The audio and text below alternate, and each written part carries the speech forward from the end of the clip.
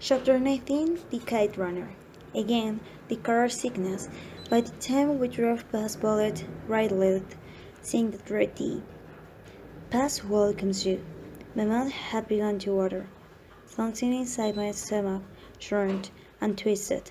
Farid, my driver, drew me a cold glaze. There was no empathy in his eyes. Can we roll down the window? I asked. He lit a cigarette and stuck it between the remaining two fingers on his left hand, the one resting on the steering wheel. Keeping his black eyes on the road, he stepped forward, picked up the screwdriver lying between his feet, and handed it to me.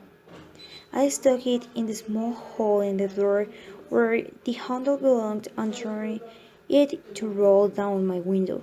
Farid gave me another dismissive look, this one with a hint of barely surprise and menace, and went back smoking his cigarette. He had said more than a dozen words since we departed from Gamroot Fort. I murder. I leaned my head out of the window and let the cold mid-afternoon air rush past my face. The driver through the tribal lands of the Khyber Pass, waiting between cliff of shades and limestone, was just as I remember it. Nev and I had driven through the broken train back in 1974. Arid, imposing mountains sat along deep gorges and soared to high-gate peaks. All first roots, adobe walled and crumbling, topped the cracks. I tried to keep my eyes glued to the snow caved in the crush on the north side, but each time my stomach settled even a bit, the stroke skied around yet another turn, bruising a flesh wave of nausea. Try a lemon. What? A lemon? Good for the sickness, Farid said. I always bring one for this drive. Nah, thank you, I said. The mere thought of adding acidity to my stomach stirred more nausea, for it sneaked it. It is not fancy like American medicine, I know. Just an old remedy to my mother taught me. I regretted blowing my chest to warm up to him. In that case, maybe you should give me some. He grabbed the paper bag from the back seat and plucked a half lemon out of it. I bit down on it, waited a few minutes. You were right, I feel better, I lied. As an Afghan, I knew it was better to be miserable than rude. I forced a weak smile. Oh, trick. No need to for fancy medicine, he said. His tone bothered on the surely. He flicked the ash of his cigarette and gave himself a self-satisfied look in the reward mirror. He was a Tahik, a lanky, dark monk with a weather-beaten face, narrow shoulders, and a long neck punctured by a protruding Adam's apple and only peeked from behind his beard when he turned his head. He was dressed much as I was, though I suppose it was really the other way around, a rogue wool blanket draped over a grey brighab turban and vest. On his head he wore a brow tilted slightly to one side, like the Yakin hero Ahmad Shah Massoud, referred to by as the Lion of Panjshir. It was Rahim Khan who was introduced me to Farid in the Persian War. He had told me Farid was 29, so he had the worry lined face of a man at 20 years older. He was born in and lived there until his father moved the family to where Farid was 10. When Farid was 10. At 14, he and his father had joined against the they had fought in the Pakish Valley for 2 years until a helicopter gunfire had torn the older man to pieces. Fred had 2 wives and 5 children. He used to have 7. Rahim Khan said with a rueful look. But he'd lost his 2 youngest girls a few years earlier in the landmine was just outside. Jalalabad. The same explosion that had severed toes from his feet and 3 fingers from his left hand. After that, he had moved his wife and children to Peshawar, checkpoint. Fart grumbled. I slumped a little in my seat, arms folded across my chest, forgetting for a moment about the nausea, but I needed have word. 2 Pakistani militia approached our dilapidated land cruiser. Took a cursory glance inside a web zone. Ford was first on the list of preparation Rahim Khan and I made, a list that includes exchanging dollars for killer and Afghani bills, my government, and, ironically, I'd never worn either when I'd actually lived in Afghanistan. The of a Hassan and a Sohrab, and finally, perhaps the most important item, an artificial ball black and short length, Sharia friendly, or at least a Taliban version of Sharia Rahim Khan, knew of a fellow in the Peshawar who specialized in weaving them, sometimes for Western journalists who covered the war. Rahim Khan had wanted me to stay with him a few more days to plan more ruggedly, but I knew I had to leave as soon as possible. I was afraid I changed my mind, and I was afraid I deliberate, ruminate, agonize, rationalize, and talk myself into not going. I was afraid the appeal of my life in America would draw me back. I, that I will wade back into the great big river and let myself forget it. Let the things I had learned these last few days sink to the bottom.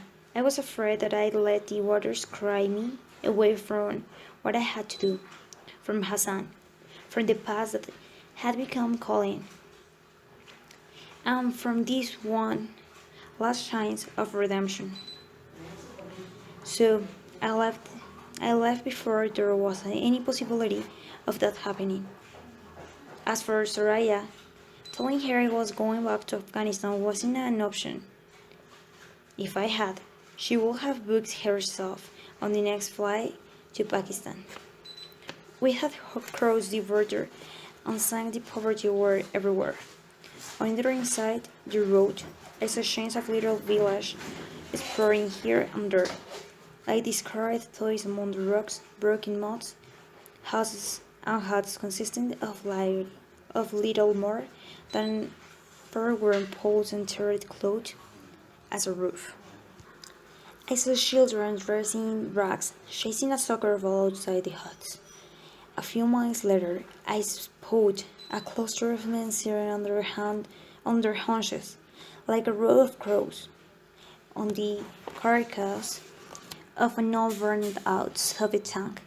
The winds fluttering on the edge of the blankets threw around them. Behind them, a woman in brown carried a large clay put on her shoulder. Town roaded path through a string of mud houses. Strange, I said. What?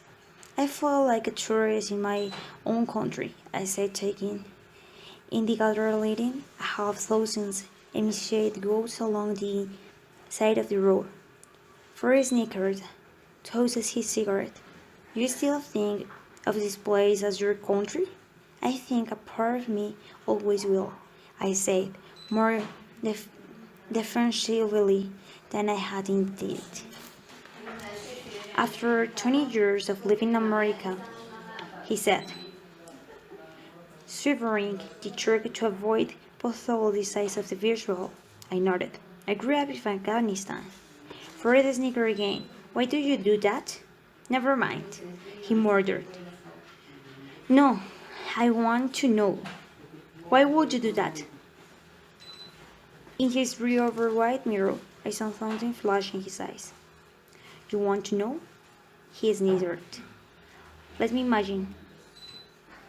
You will probably live in a big 2 or 3 stories house with a nice backyard that your garden filled with flowers and fruit trees. All gated, of course. Your father drove an American car. You had servants, probably Hazaras. Your parents hired workers to decorate the house for you. The fancies they drew. So their friends will come over to drink and boast about their travels to Europe or America, and I will bet my first son's eyes that this is the first time you've ever worn a buckle. He grinned at me, revealing a mouthful of prematurely rotting teeth. Am I close? Why are you signing these things? I said. Because you wanted to know, he spat. He pointed to an old man dressed in ragged clothes, struggling down a dirt path, a large burlap bag filled with scrubgrass tied to his back. That's the real Afghanistan, Aga Sahib. That's the Afghanistan I know. You? You've always been a tourist here. You just think, know it. You just think, didn't know it. Rahim Khan had warned me not to expect a warm welcome in Afghanistan from those who had stayed behind and fought the wars. I'm sorry about your father, I said. I'm sorry about your daughters. And I'm sorry about your aunt. That means nothing to me, he said. He shook his head. Why are you coming back here anyway? Sell off your Baba's land? Pocket the money and run back to your mother in America? My mother died giving birth to me, I said. He sipped and lighted a cigarette. Another cigarette. Said nothing. Pull over. What? Pull over. God damn it, I said. I'm going to be sick. I trembled out of the truck, and it was coming to a rest on the gravel alongside the road. My late afternoon. The terrain had changed from one of some beaten peaks and barren cliff to a greener, more rural landscape. The main path had descended from Latin Codel through Shinwari territory and Landi, with enter Afghanistan's and Chorhat. Pine trees flagged the road. Fewer that I remember, and many of them were, but it was good to see trees again after arduous drive through the pass. We were getting closer to Jalalabad, where Farid had a brother who would take us 49. In 49, the sun had quite set.